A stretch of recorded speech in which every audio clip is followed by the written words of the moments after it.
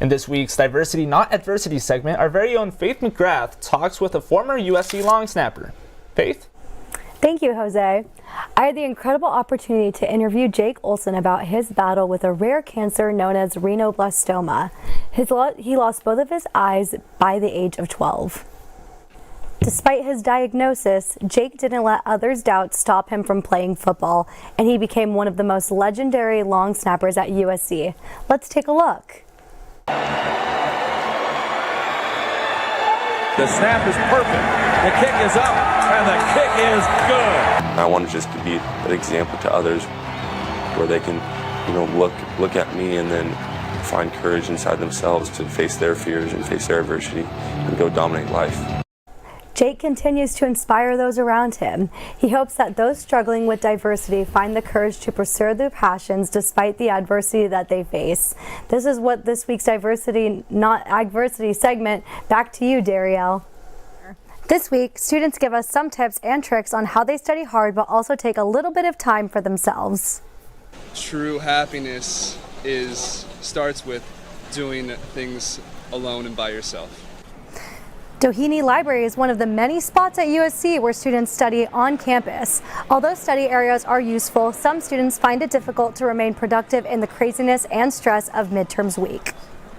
Not only is it important to study hard, but students should also be taking care of themselves. I sat down with Jasmine Simon to talk about why she's so passionate about diabetes research. It turns out she started Jasmine Beauty while struggling with type 1 diabetes herself. The Jasmine Beauty website provides cause-driven, clean, safe, and sustainable cosmetics for all. Jasmine gave me a closer look at how Jasmine Beauty came to life. Jasmine started her company 4 years ago. She says her goal is to eventually get her cosmetic brands in major department stores. This week, I had the opportunity to interview USC's very own Professor Miki Turner. She told me all about her experience working in the entertainment industry and how more diversity could be incorporated. Let's reflect the world that we live in, even though it is still fantasy and it's still fiction. It helps, young kids to know that they are enough or that they are included. Representation in the entertainment industry is important. Society can help make these changes by breaking barriers in everyday life. I had the incredible opportunity to interview Serena Mulhaville, who told me about her drive to accommodate the neurodivergent community in public spaces. Neurodivergent describes people who have a variation in the brain functions. That can include conditions like autism and ADHD.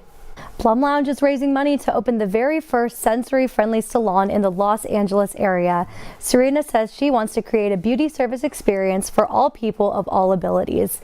The website features the many services that will be available, including nail services, a facial bar, and makeup sessions. To learn more about how you can donate to the organization, you can check out blumlounge.org. Has your car flooded from all this rain? Well, so have the reservoirs. Let's toss it over to Rory for more. I had the incredible opportunity to interview senior Bella Rosmasman, who told me all about how she breaks barriers as being the first female running back for the Laguna Beach High School football team. From age 6 to high school, Bella's passion to play football has only grown stronger.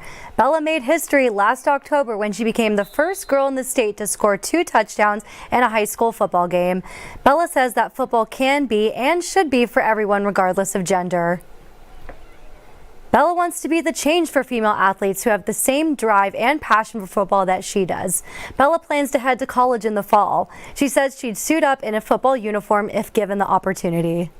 I had the incredible opportunity to interview Ryan Page. She told me all about her experience living with arthrogryposis multiplex congenita amyloplasia, a non-genetic condition involving joint stiffness and a limited range of motion that usually affects the arms and legs.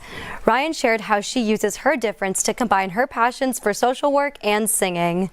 I was getting told stories after I sang that were really dark or really difficult from people, and I was like, oh my goodness, I want to be able to actually walk alongside these people.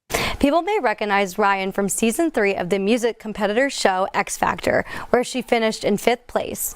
Ryan says listening to other people's stories through social work has inspired her songwriting.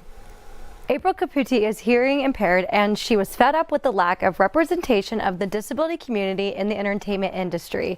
April told me about what inspired her to make a difference through casting. April has worked in casting for the TV series Star Trek, Lower Decks, and The Close.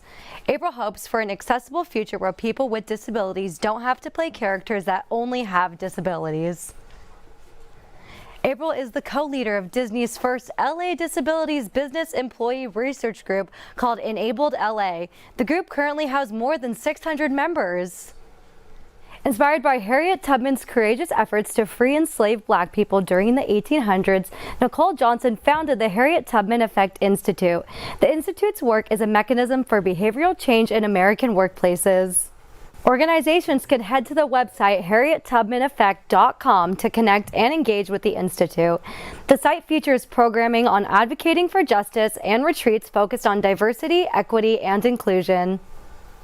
Coming from her own experience with racial gaslighting in the workplace, Nicole hopes that sharing her story will inspire others to share their experiences with discrimination.